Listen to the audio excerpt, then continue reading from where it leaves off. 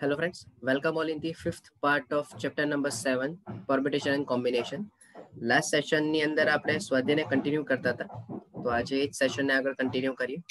Okay, જો video પસંદ આવે, સમજમાં આવે તો લાઈક કરો, શેર કરો કે જેથી બીજા સ્ટુડન્ટ્સ પણ એનો બેનિફિટ લઈ શકે.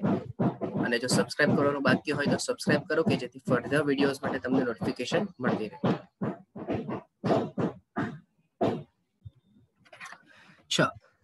નંબર 8 ની અંદર થોડો ઇમ્પોર્ટન્ટ દાખલો છે, ધ્યાનથી સમજો. તો જો કે કંઈ છે નહીં આમાં, આપણે આના જેવા દાખલા કદાચ આવી શકે થોડી કન્ડિશન ચેન્જ કરીને. તમને એવું કીધું છે કે ઇક્વેશન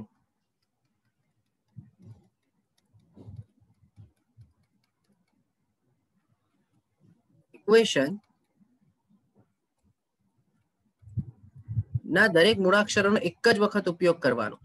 અર્થસભર કે અર્થરહિત કેટલા શબ્દ બનાવી શકાય? તો અહીંયા આપણી પાસે ટોટલ 1 2 3 4 5 6 7 અને 8 અક્ષર છે, બરાબર? તો 8 મૂળાક્ષરોનો પુનરાવર્તન સિવાય ઉપયોગ કરીને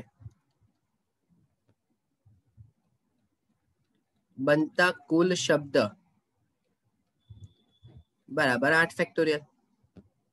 સીધું જ છે, કારણ કે 8 સ્થાન પર 8 શબ્દ જ થવાના છે, બરાબર? તો 8 ફેક્ટર એટલે આપણી પાસે જવાબ છે 40320. વેરિએશન્સ અંદર આવી શકે. વેરિએશન ની અંદર એવું આવી શકે કે કદાચ સ્વરને સાથે રાખો, વ્યંજનને સાથે રાખો, આ સ્થાન પર સ્વર જ આવવા જોઈએ, આ સ્થાન પર વ્યંજન આવવા જોઈએ, બરાબર? એવા બધા કદાચ વેરિએશન્સ આવી શકે, બટ એ આવશે ત્યારે આપણે ચર્ચા કરીશું, રાઈટ? બટ અત્યારે તો આટલું જ તમારે ધ્યાનમાં રાખવું. ઓકે, નેક્સ્ટ ક્વેશ્ચન ની અંદર છે કે મંડે શબ્દના બધા જ અક્ષરોનો ઉપયોગ કરી પુનરાવર્તન સિવાય સૌથી અગત્યનું અર્થસભર કે અર્થરહિત કેટલા શબ્દ નીચેના વિકલ્પો અનુસાર બનાવી શકાય? હવે સૌથી પહેલા તો તમને એ ખબર પડવી જોઈએ કે MONDA અને Y 6 અક્ષર છે આપણી પાસે, અને તમારે 4 મૂળાક્ષરોને સાથે લેવાના. તો અહીંયા શું થઈ જશે ભાઈ કે પહેલું ઓપ્શન ની અંદર તમારી પાસે 6 માંથી 4 જ તમારે ઉપયોગમાં લેવાના છે, બરાબર? એટલે કે 6 મૂળાક્ષરો પૈકી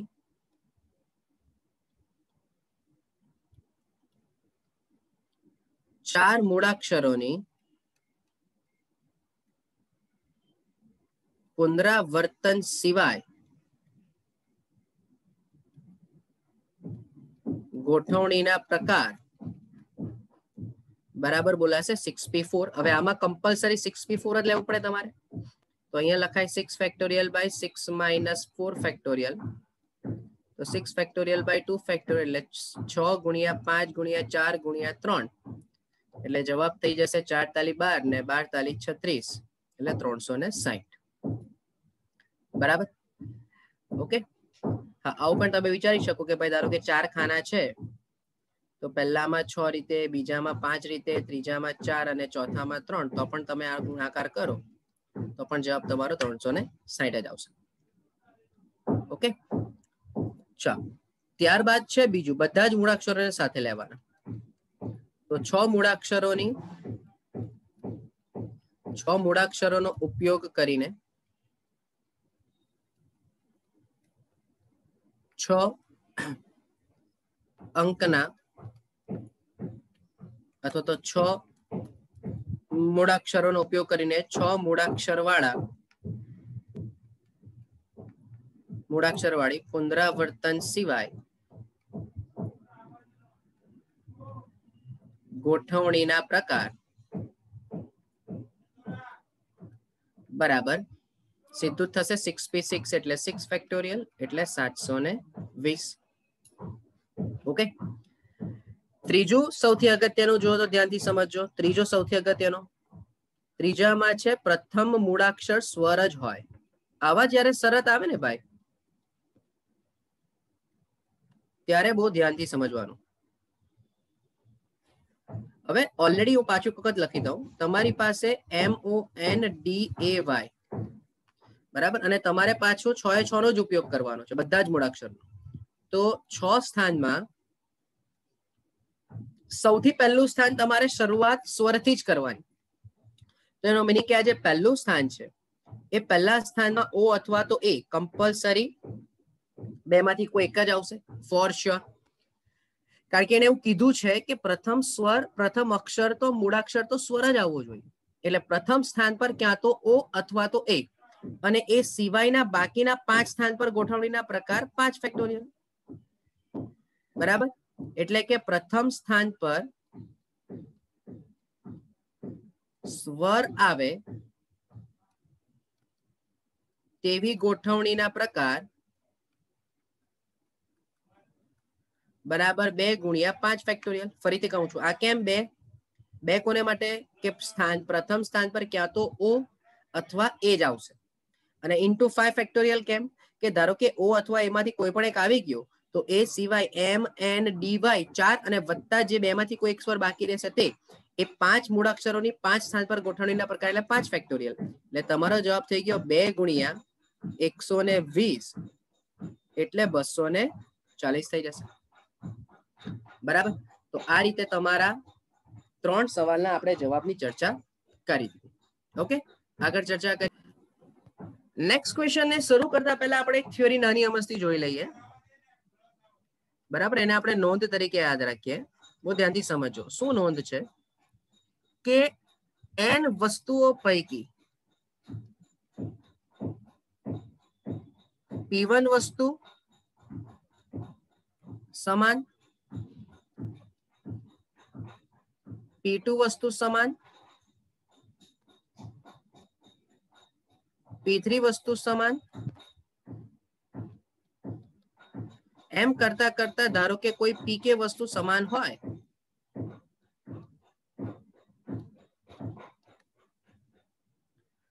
તો આ n વસ્તુઓની ગોઠવણીના પ્રકાર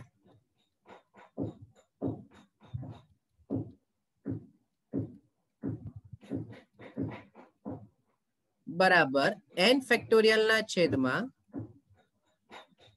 P1 factorial, P2 factorial dot up to PK factorial, જ્યાં n બરાબર P1 વત્તા P2 વત્તા P3 dot up to PK.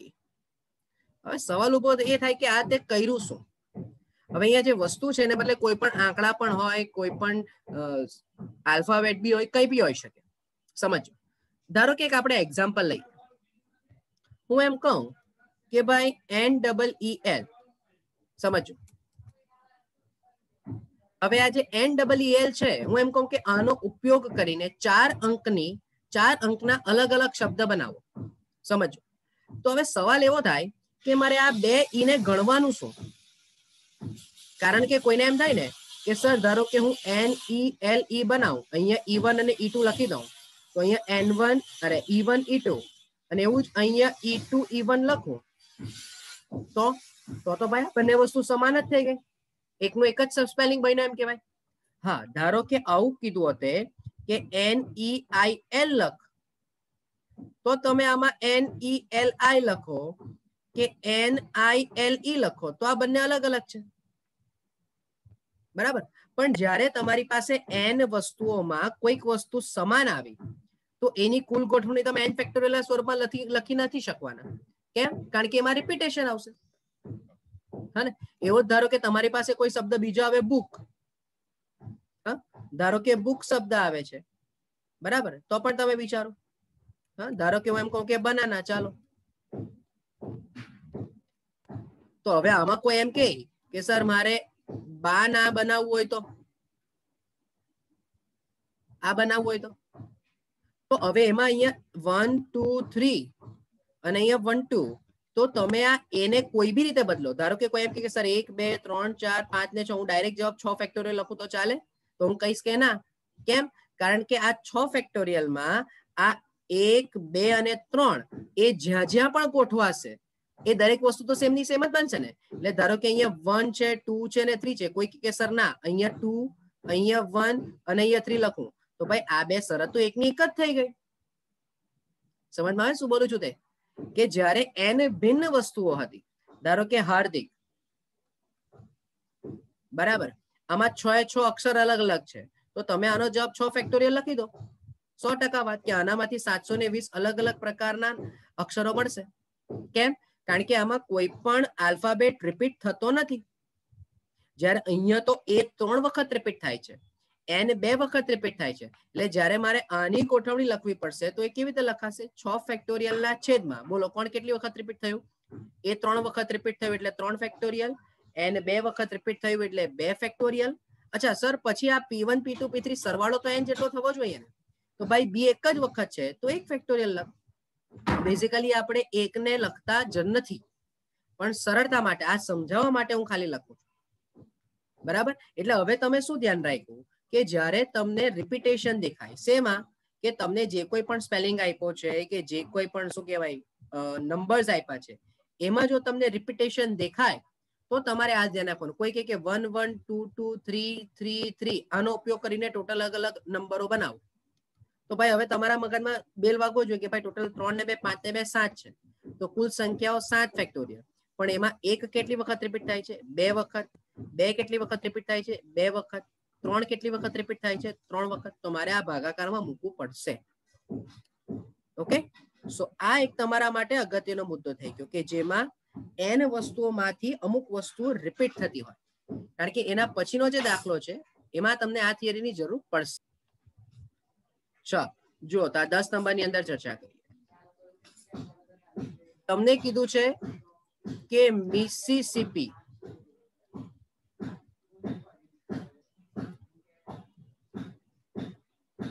ના કેટલા ભિન્ન ક્રમચયોમાં 4i સાથે ન આવે એવું તમારે શોધવું. હવે પહેલા તો તમને એ ખબર પડવી જોઈએ કે 4i સાથે ન આવે એટલે સર કેવા શું માંગે છે? એટલે એનો મીનિંગ એવો છે કે આવો સ્પેલિંગ નહીં ચાલે, આવો સ્પેલિંગ નહીં ચાલે. કેમ નહીં ચાલે? કારણ કે આમાં 4i સાથે આવ્યા છે ભાઈ, સમજો. અચ્છા સર આવું ચાલે? આ જે આપ્યું છે તે, હા આ ચાલે, કારણ કે આવા 4i સાથે આવતા નથી. અચ્છા કોઈકને એમ થાય કે સર આવું ચાલે?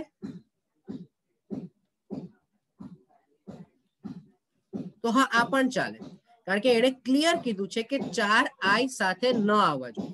હા જો એને એવું કીધું હોત કે એક પણ i સાથે નહીં જોઈએ, એક પણ i, તો તમે આ પણ નહીં લઈ શકો.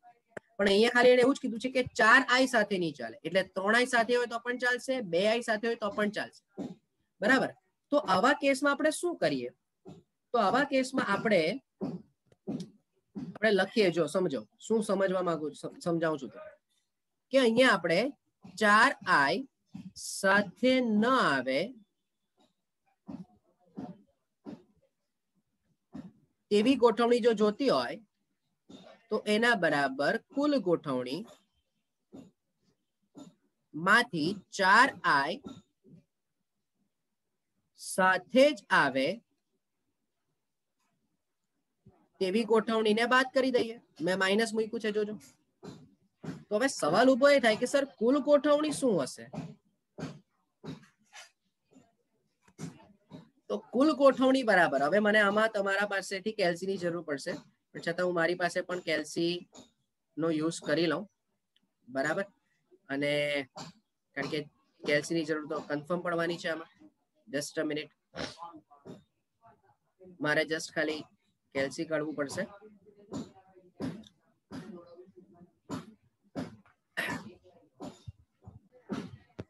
ચાલો જો, તો કુલ ગોઠવણી એટલે સૌથી પહેલા તો શું હશે કે ભાઈ એમ આઈ એસ એસ એટલે 1 2 3 4 5 6 7 8 9 10 અને 11. તો 11 ઘટકોની ગોઠવણીના પ્રકાર 11 ફેક્ટોરિયલ. પણ જેમ આપણે અત્યારે જ જસ્ટ નિયમ ભણ્યા કે આમાં એસ કેટલી વખત રિપીટ થાય છે? 4 વખત રિપીટ થાય છે. આઈ કેટલી વખત રિપીટ થાય છે ભાઈ? આઈ પણ 4 વખત રિપીટ થાય છે. પી કેટલી વખત રિપીટ થાય છે? તો કે 2 વખત રિપીટ થાય છે. તો એ રિપીટેશન મારે લખવું પડે. તો 4 ને 4 8 ને 2 10. તો સર સરવાળો 11 નથી થતો, પણ ભાઈ એમ છે ને, એમ તો એક જ વખત રિપીટ થાય છે. તો આનો જવાબ તમારી પાસે આવશે 34,650. હવે આ જે કુલ ગોઠવણી લખી ને ભાઈ મેં, કુલ ગોઠવણી, આ કુલ ગોઠવણીમાં બી બધી જ શરત આવી ગઈ કે જેમાં 4 એ 4 આઈ સાથે હશે, 4 માંથી એક પણ આઈ સાથે ન પણ હોય, 2 આઈ સાથે હોય, 3 આઈ સાથે, બધી જ શરત અંદર આવી ગઈ. અને હવે આપણે એવી શરત જોઈએ છે કે જેમાં 4i સાથે જ આવે. तो આપણે શું કરીએ ખબર? તો આપણે એક કામ કરી લઈએ કે 4i નો i ને એક ગ્રુપમાં મૂકી દઈએ. એટલે સમજાવો, સમજો. 4i ને ગ્રુપ તરીકે લેવું એટલે કે m s s s s p અને i i i અને i આ ચારે ચારનું આપણે ગ્રુપ જ લઈ લીધું. સમજો, m s s s 4s p sorry એક વખત હજુ p છે તો અહીંયા આપણે મૂકી દઈએ અને 4i નું એક ગ્રુપ લઈ લીધું. એટલે હવે આ 4i ને તમારે એક જ અક્ષર ગણવાનું. જેમ p એક અક્ષર છે, m એક અક્ષર છે, 4 વખત s એક એક અક્ષર છે અને p એક અક્ષર છે. એ રીતે 4i ભલે 4i છે પણ એને તમારે એક જ અક્ષર તરીકે કાઉન્ટ કરવાનું. એટલે હવે તમારી પાસે ટોટલ ગણતરી કેટલી થઈ ગઈ? તો ભાઈ 1 2 3 4 5 6 7 અને આ આખો એક એટલે કે 8 factorial. This is one of the most important thing we are talking about. ધ્યાનથી સમજો કે જ્યારે તમારે 4i ને સાથે જ રાખવા છે, 4i ને સાથે જ રાખવા છે. હા, તો હવે 4i ને સાથે રાખવા માટે આપણે એનું એક ગ્રુપ લઈ લીધું, રાઈટ? તો હવે આનો જવાબ શું આવશે? તો કે ભાઈ હવે ટોટલ શબ્દ કેટલા, અક્ષર કેટલા? તો કે 1 2 3 4 5 6 7 અને આખું એક ગ્રુપ એક જ અક્ષર લેવાનું એટલે 8. તો એની ગોઠવણીના પ્રકાર 8 ફેક્ટોરિયલ ના છેદમાં બોલો 4 વખત s રિપીટ થાય, 2 વખત p રિપીટ થાય, બરાબર? તો ઇક્વલ્સ ટુ કરીને, અચ્છા કોઈને એમ સવાલ થાય કે સર 4i નું અંદર અંદર ગોઠવણી નહીં થાય? ભાઈ તું 4i ની ગમે તે ગોઠવણી કર, થવાની તો એકની એક જ છે એટલે એને લખવાની કઈ જરૂર નથી. તો આનો જવાબ કેટલો આવી જશે? આનો જવાબ આવી જશે 840. બરાબર? તો હવે તમે લખો કે માટે માંગેલ ગોઠવણી બરાબર કુલ ગોઠવણી એટલે 34,650 માંથી 4i સાથે આવી તે ગોઠવણી બાદ એટલે જવાબ આવી જશે 33,810.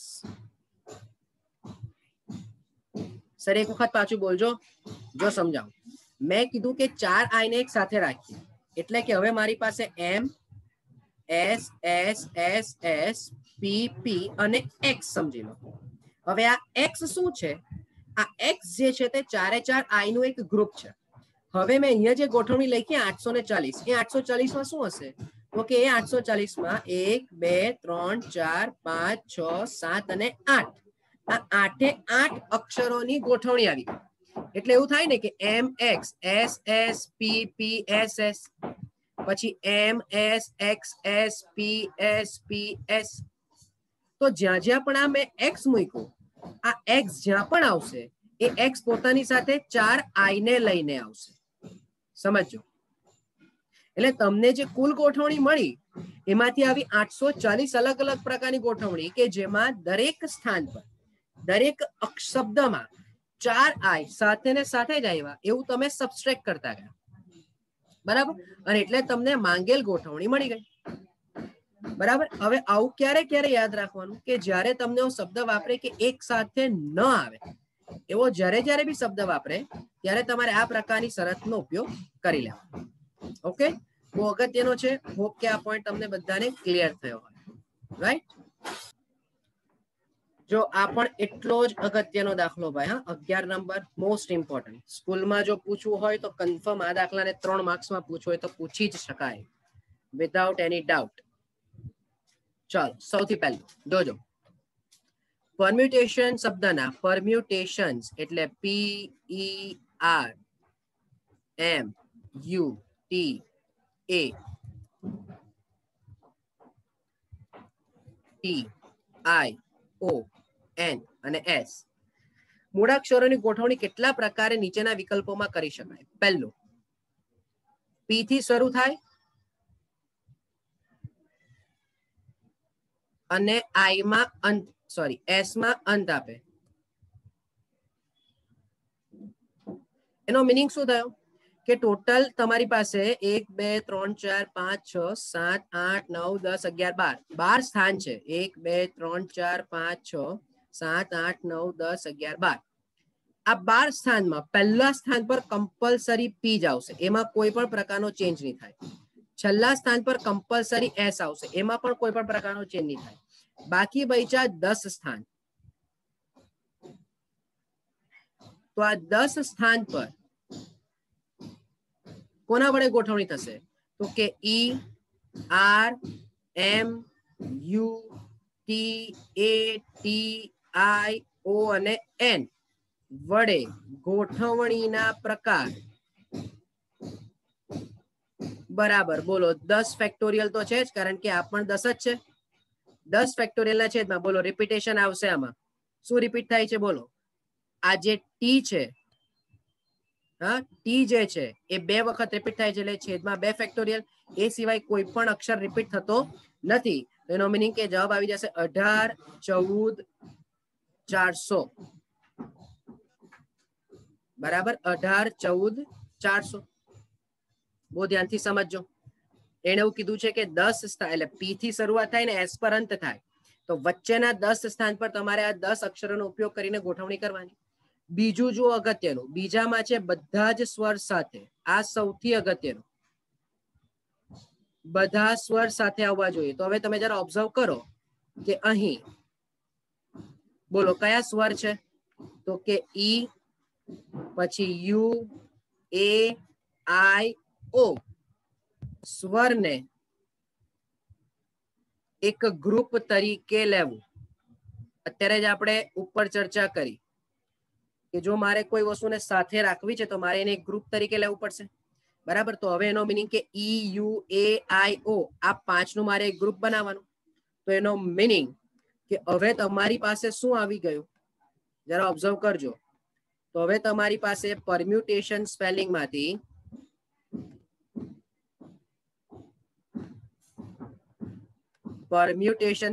માંથી ઈ આઈ ઓ યુ અને એ આનું એક ગ્રુપ થઈ ગયું.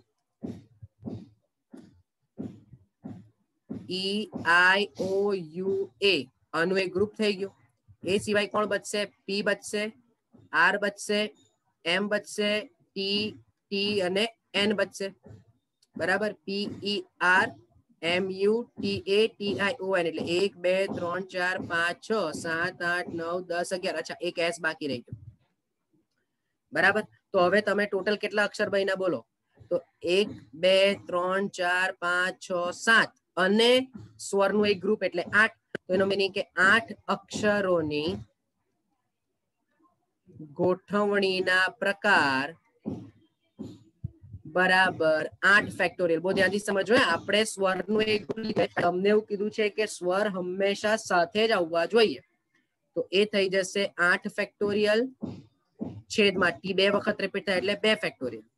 આમાં સવાલ સર 1 મિનિટ, પેલામાં 4 આઈ સાથે હતા તો અંદર અંદર ગોઠવણી કરે તો ફરક નહીં પડે, પણ આમાં સ્વર તો 5 5 અલગ અલગ છે. તો ભાઈ સાચી વાત. તો ઇન્ટુ તમારે 5 ફેક્ટોરિયલ કરવું પડે.